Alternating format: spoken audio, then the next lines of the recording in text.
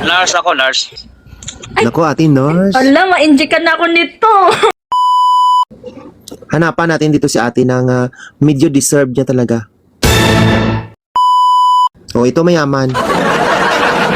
Good morning sa Pilipinas and sa Amerika. Good Saan yung afternoon. isa? Middle East. Taga Kuwait. Ate mukhang yayamanin. Ito ate may car. Laging crispy pata ang ulam ate oh. Ay, okay nga yun, crispy pata. Mm. Pero ang tanong, masisilip niya pa ba kung umiihi siya? Masisilip mo pa ba? Hindi na. Yung ulo lang. Okay pa naman. Nakikita ko pa naman yung ulo. Kita mo pa yung ulo? Baka kasi pag ganyan, hindi mo na makita. Basta kalakihan ng... Ano mo? Grabe. Kuya, ilang taon ka na kuya? 40. Sakto. Wala. Pwede na. Okay, so Pasok ikaw sa ba banga. single or single dad? Single talaga. Walang kids. Walang jowa. Baka ngayon magkaroon na ngayon. Pero okay sa'yo ang single mom. Ay, okay na single ma'am kasi mas bata sa akin yan eh. So, baka sakaling mabigyan pa tayo ng ano dyan eh. Mahilig pala to sa... Diba? Mahilig ka pala sa baby girl, sir.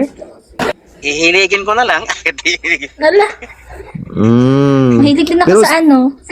Matanda. Sa?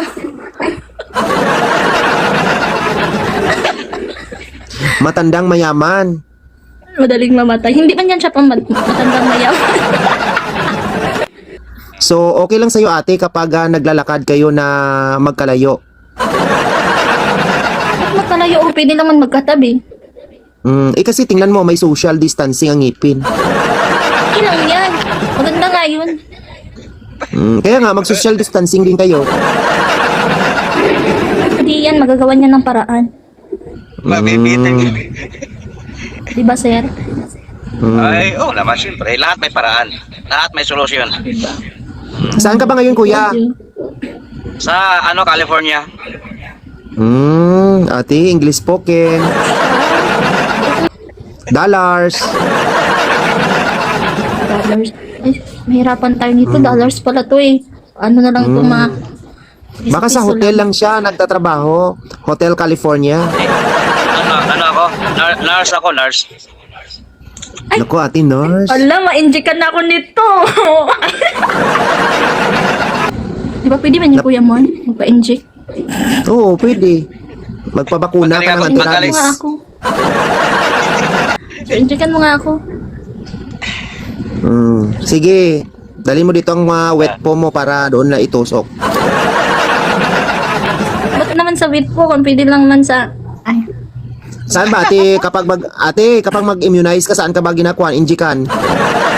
dito! Nako, pag baby. Oo!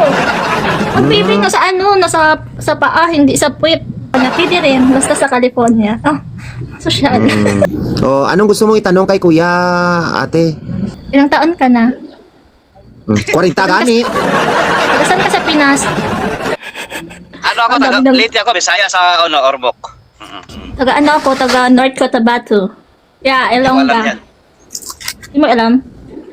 Iuwi kita sa bahay namin para alam mo. Sige ba? Kailan ba gusto mo? Pwede naman na iuwi mo muna siya sa shower kasi pauwi na si kuya. O di ba mag-shower muna kayo. Hindi, patunti pa lang ako. Actually, late na ako ng 1 minute pero okay lang. Ala, kasalanan pa namin. Hindi naman. Hindi kasalanan. Okay lang yan. Okay. Siyempre ate, banga-banga ang kapalit niya.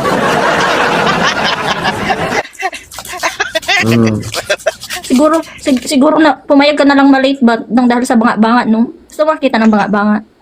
Kuya, nasa California ka naman. Bakit hindi ka naghahanap dyan ng blonde?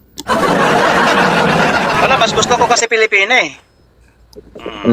Pero maganda ang lahi kung kinalabasan. Pero dati, may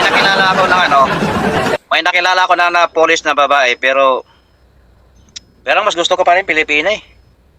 Gusto mo ng Pilipina. Kasi unang-una, mabango sila palagi. Lagi mo silang, alam mo yung, iba talaga yung Pilipina tsaka sa ibang lahi. Totoo yun. Kala ko magaling. Bakit? May nakaamoy ka na Ay, dati. kakaiba sa... Dati. Kasama ko sa dati yung puti na, Kasi pag napawisan sila, iba na amoy nila eh. Kaya sa babae kasi sa atin sa Pilipina, una-una malinis kasi. Di ba? Tapos, basta ibang-iba yung Kaya mas gusto At ko saka, yung Kwan, Pilipina. Oo, hindi kasya yung bakunawa mo doon sa mga ibang lahi. Ay, sigurado. Kasi parang nilok pa ng hand grenade yun sa kanila. Bakit Kuya Mar, nakita mo? Kasi siyempre sanay na sila sa malaga nito, ate. Oo. Oo, Ah, yun. Oo, mas gusto ko talaga. Kaya ang ano kasi, pag nakasawa ka ng puti, tapos lagi kang wala sa bahay, siyempre maghahanap talaga yun ng medyo quality. Yung sulit. So ibig sa madaling salita, ang mga kwan is hindi masyadong hindi mapagkatiwalaan, maiwanan sa bahay. Lalo na maliit ang pururot ng Pinoy. Siyempre, doon talaga yan sila sa mga lalaking makapagpakumbulsyon at makapagpa-epileptic sa kanila. o kasi masikip pa naman Kuya Mar kasi hindi pa naman nakapangbembang. Pero may 2 anak. Meron na. Kaya lang saan dumaan yun. Malaki din ang ulo nun. Sabi ko maliit talaga yan kasi pinatahi mo pa eh. Ako na lang magtahi para lumiit. Marunong naman ako magtahi. Ibang tahi yung gusto ko. Ate Maria. Siyempre, Kuya Mar? liitan yung butas kasi maliit din naman yung pururot. Kaya gani. Kaya ipatahi niya na lang kasi maliit yung pururot niya. Siyempre, tingnan mo, yung tiyan niya, magsayad pa yan, di ba? Pero okay lang yan Kuya Mar kahit malaki yung tiyan niya. Ako bahala. So, ang tanong, Ate Maria, si Kuya Encashment ba ay patatalsikin o patatalsikan? Patatalsikan. I-inbox ko pa yan. Nako, kinilig na naman ang mga banga ni Auntie.